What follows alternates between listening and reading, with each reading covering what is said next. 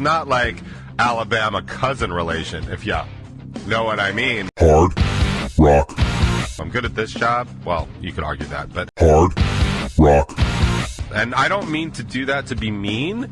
I mean to do that because I'm trying to ridicule people that think they know something about something without knowing anything about something. Hard Rock. A lot of theoretical science is theoretical. It's in the name. Hard Rock. Maybe this will blow your mind. Maybe it'll just ruin your Thursday. Hard Rock.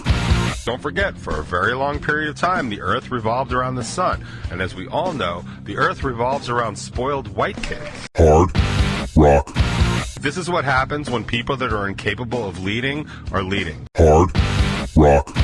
You can't even figure out who's in charge, and you're going to run the government? Are you f***ing kidding me right now? Hard Rock. People don't necessarily want to be treated like for $11 an hour. That's at least a $13 an hour job. Hard Rock. Nobody's trying to do it so you can save a couple of bucks on milk. Ever. Nobody has ever done that. Hard Rock. Probably as hard of a task as anything you've ever seen on An Amazing Race at this point, to actually fly out of Denver on Christmas week on Southwest. Hard Rock. It's funny, really, because if you didn't fly Southwest, you'd have your luggage right now. So whose fault is it really? Hard Rock. I don't know that they're going to get, like, the Defense Against the Dark Arts teacher position, but, like, they might get, like, herbology. Hard Rock Lunchbox.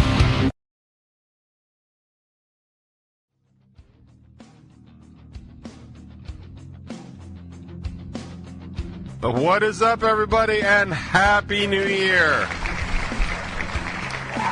It is 2023, unbelievably. Ladies and gentlemen, we made it, yeah, let's do it, yeah!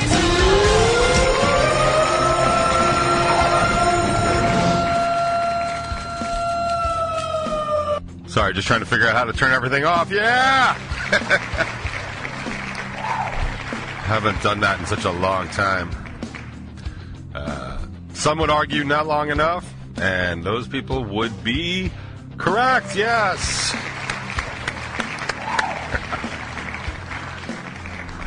Oh, man. So, what's going on, everybody? Everybody having a good New Year so far? It seems to be pretty good. We're going to get into some political nonsense in a moment, because there's been some of that going on. But also, did everybody here in the Northeast notice that I brought spring back just for you guys? You guys are welcome. Also, I'm looking in the monitor feed here. The beard is coming in nicely. I feel like I've got to trim it because I've got extra pieces like this. I'm sure this will be a thing for the top 20 if you want to check that out. By the way, the top 20 is out. Brand new one today on Strangerhood TV. You can check them out every Thursday morning at midnight or midnight 01 if you wanted to sleep in a little bit. It's the top 20 from the top 20 countdown, no relation, of the Hard Rock Lunchbox. Well, technically it's some relation, but it's not a lot of relation. Like, how much relation do you have to need? Like, it's not like Alabama cousin relation, if you know what I mean, but... Speaking of which, I watched a 2-minute video last night on why it's pronounced Arkansas and not Arkansas, and if I could get that 2 minutes back, I'd really appreciate it.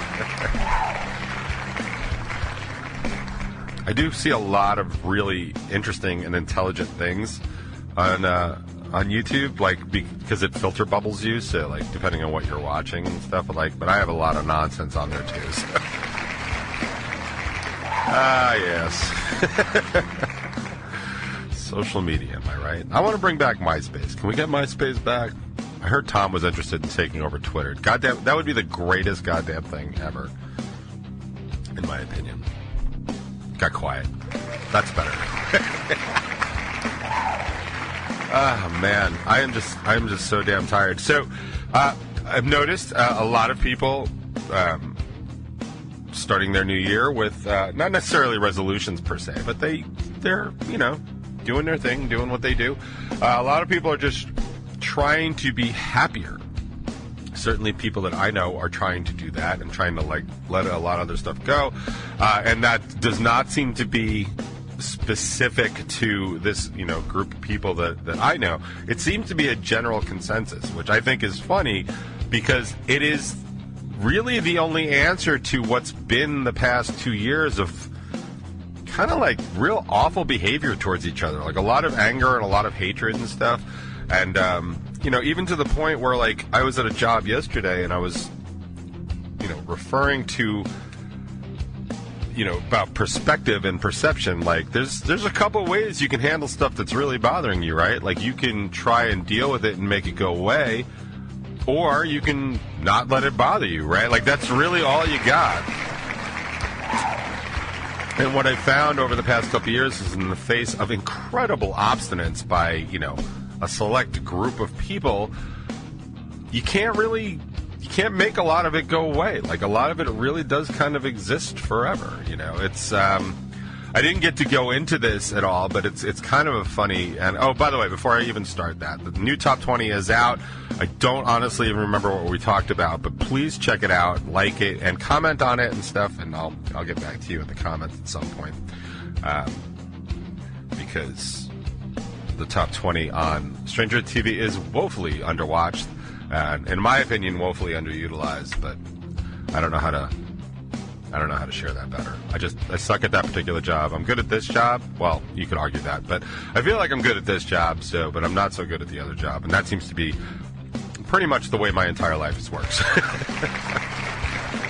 I really just need somebody to be able to make money off of me and just, like, lock me in a closet and, like, just go do what it is you do and just go from there. But anyway, so I have this, like, anecdote about just kind of the way things are going. Now, I've talked over the past couple years, right, about, like, sort of the way the political anger is working and stuff like that.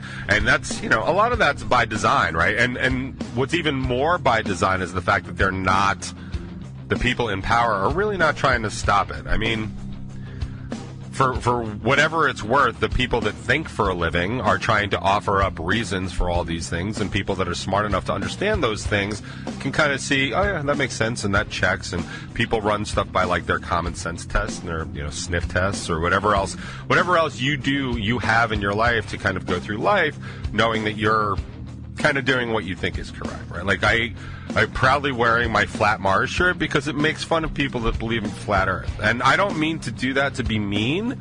I mean to do that because I'm trying to ridicule people that think they know something about something without knowing anything about something. Like, you can't just make statements about stuff that you think or want to be fact, but it's not. Like, it's provably not. When you talk to, like, I understand that there's people challenge this stuff all the time. Like, well, science is constantly changing. Yeah, man. A lot of theoretical science is theoretical. It's in the name, right? Like, so when they talk about, like, the stuff that the James Webb Telescope is learning about the Big Bang and, like, black holes and deep space, it's challenging theoretical astrophysics, right? Nobody was actually like, no, I was there, so I know what happened. It's all theories. It's in the name. That's what a theory is. Something you think. Like, here, for the slow among you, like, think this. Think theory, right? They both start the same way. Now, I know I'm just coming up with this now, and maybe this will blow your mind. Maybe it'll just ruin your Thursday. Either way, it's completely fine with me. But that's what we think happened. Nobody says we know for sure, right? And sometimes there's generally accepted theories. Like, don't forget, for a very long period of time, the Earth revolved around the sun. And as we all know, the Earth revolves around spoiled white kids.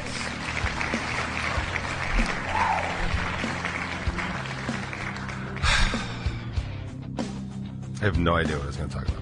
Oh, right. So people in charge are not doing their part to stem the infighting of, intellect and political ideology and all that other stuff because they're doing their own shitty thing. Like, it is a provable fact by economic standards, by actually any metric, that big corporations right now are using the cover of inflation to rake in record profits. If this is news to you, you have not been listening to this show enough. This is a fact.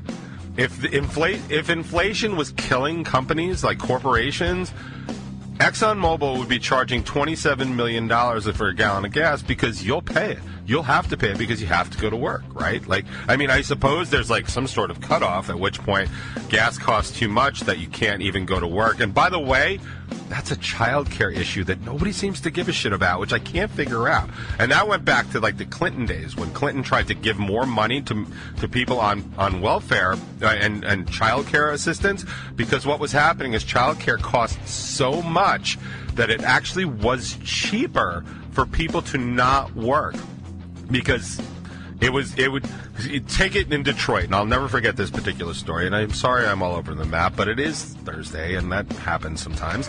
I'll never forget this story. It was this woman that was working 2 jobs, and they were interviewing her while she was riding a bus to her first job. I believe it was like a cleaning job, like an office cleaning job, so it was like kind of early in the morning, like 5 in the morning.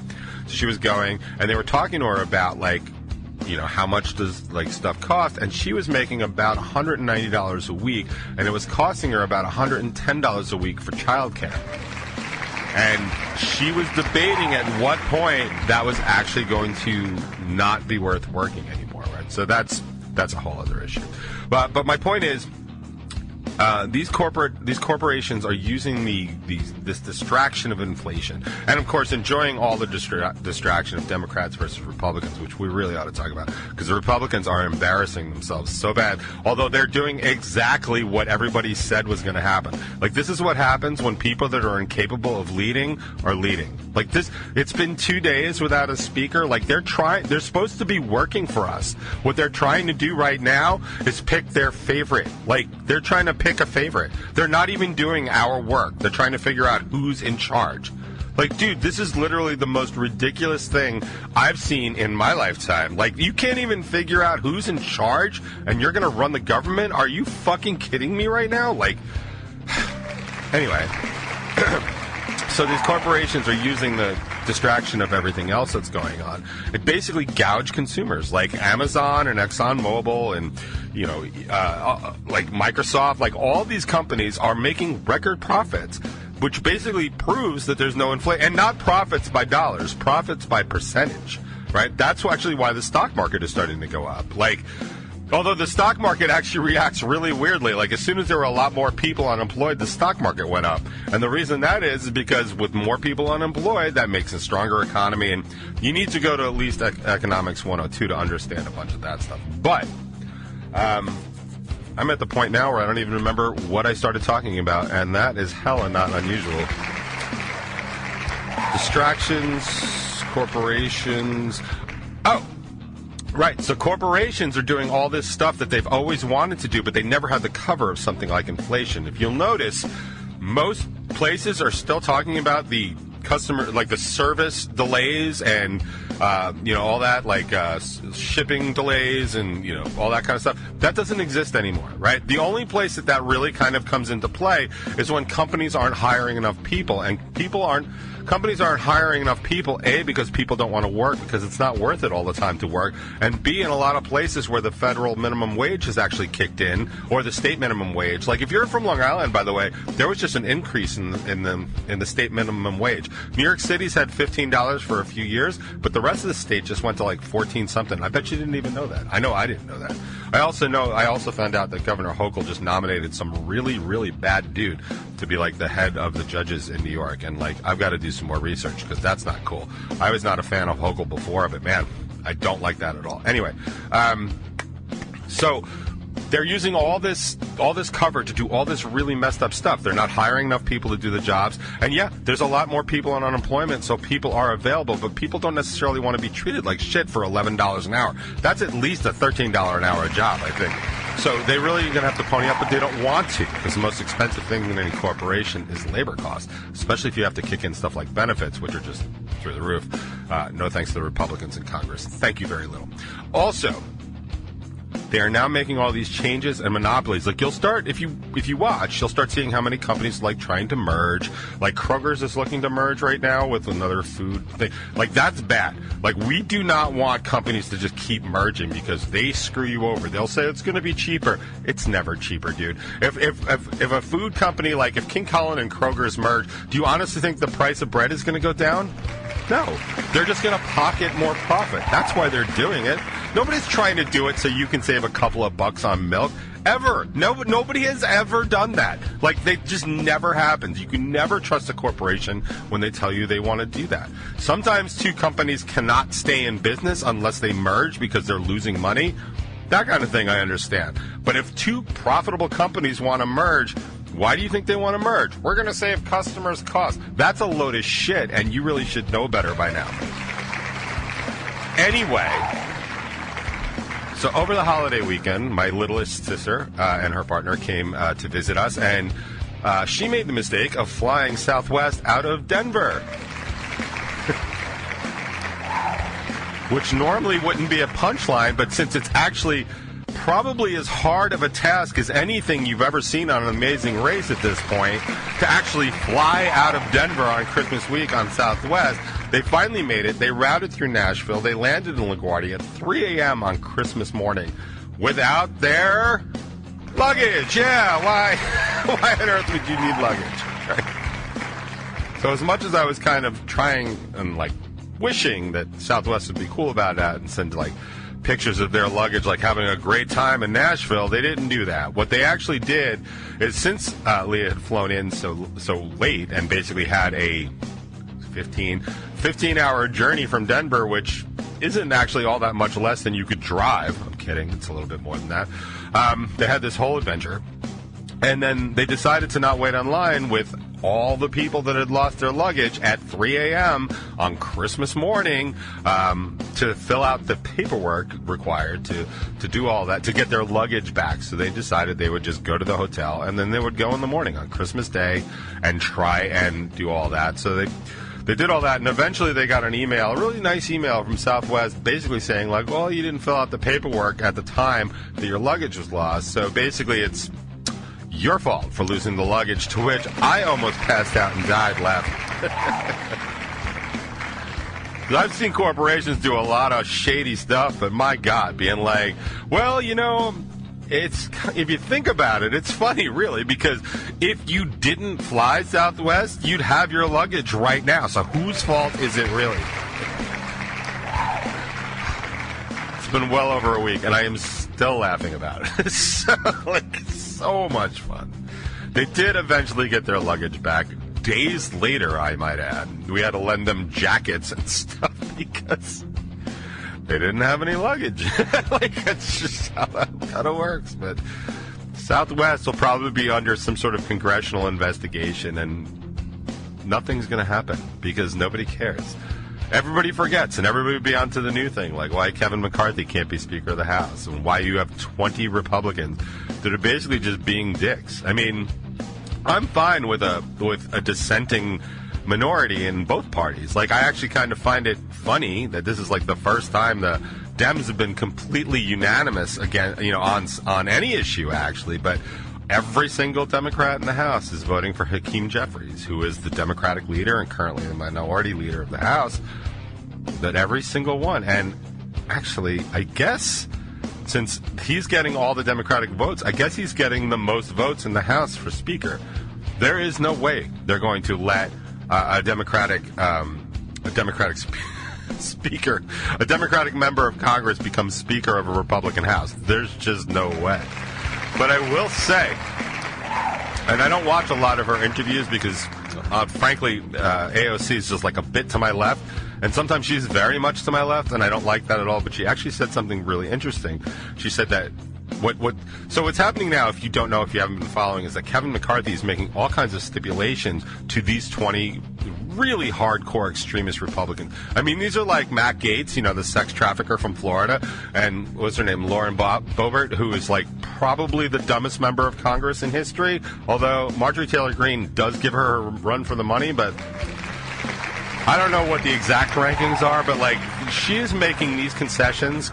He is making these concessions to them constantly. And the latest concession, after losing the vote for a 6th time yesterday, is apparently he's willing to give up this particular option where he is going to allow any member of Congress to call for a snap vote that could remove him from power.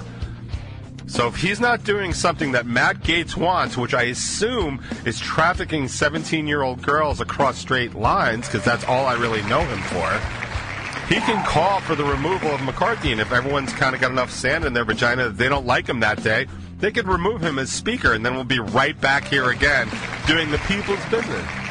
Isn't that amazing? Isn't that crazy? Like, this is what we're talking about. But then I watched this interview with AOC, and she was saying, like, you know, McCarthy really could come to the Democrats and peel off maybe like 10 Democrats by only promising them some chairmanships of certain committees. Not such a bad job. I mean, I don't know that they're going to get like the Defense Against the Dark Arts teacher position, but like they might get like herbology, and maybe that's something. I will say the other thing that McCarthy has offered to give these 20 Republicans is that he's going to gut the House Ethics Committee.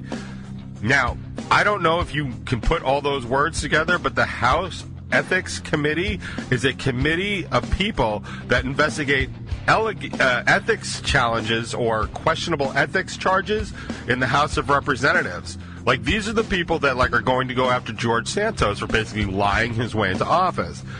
They're also the same people that are investigating these same 20 Republicans. I know, it's crazy. Ethics violations are not super punished in the House. Like, it's not like you go to jail for them. You have to refer them to the Justice Department. But they can do stuff like strip you of your chairmanship of a committee or remove you from committees altogether. And if you're not on committees, you're not really doing much of a job in Congress. And that's kind of what you have to do. And the people that just kind of coast by and don't do anything, like, they don't really have a lot of influence, and they're not really bringing much into their state, which is actually what's super funny about the George Santos thing. And if you don't know George Santos, please take 2 minutes of your life and Google George Santos and see what happens, because he is now the congressional representative from most of Nassau County and eastern Queens. So he represents, I don't know, a lot of you. A good amount of people that listen to my show. He's your representative. This dude lied about being Jewish so he could, like, take advantage of the Holocaust, which, of things to take advantage of, I'm not sure that I would go with that. But he also lied about just about everything else, including where he worked, when he went to college. He's also under investigation for fraud in Brazil. In Brazil, yo! Like, dude, like, I thought you had to do fraud to be in Brazil, but, like, I don't know, because I've never been there. I just assumed. But they have opened up a court case, and as I saw on Brian Taylor Cohen's vlog yesterday, is that, yeah, we do indeed have an extradition treaty with Brazil, and this dude, if he's convicted, will look at 5 years in a Brazilian prison, and that probably isn't as good as it sounds. Can you imagine being extradited to Brazil? Like, but the most important part of the whole George Santos thing is, like, he is a pariah in Congress. If you want to watch something funny, just watch any of the YouTube stuff about him and his first day, where reporters are, like, talking. There's a scene where he's, like, looking at his phone, and he's just ignoring all the reporters, and the reporters finally like, are you pretending to look at your phone right now? And of course he is. I would be. Oh, I hope my mom texts me. I hope my mom texts me. Yeah, man. But the most important part of that, and the reason he's getting so much grief from people in Nassau County, is because no one wants to work with him. He's an absolute pariah. He's an absolute laughingstock. He is a goddamn joke. And Republicans sent him to Washington. And now no one wants to work with him. Do you think there's going to be any projects or any benefit to Oyster Bay, Long Island, or, you know, Astoria, Glen Cove, Glen Head? You think any of those places are going to reap the benefits of their representative in Washington? Absolutely not. And I could not be happier, because you dum-dums sent a liar to Congress. And that's what happens. I mean, hopefully they'll find something because apparently the dude was late on his rent, but yet lent his campaign committee $705,000. Now, I don't know what you know about campaign finance law, but you can probably imagine that you cannot loan yourself $705,000 to your campaign if, A, you don't have $705,000, and B, you got $705,000 through improper campaign finance donations. Like,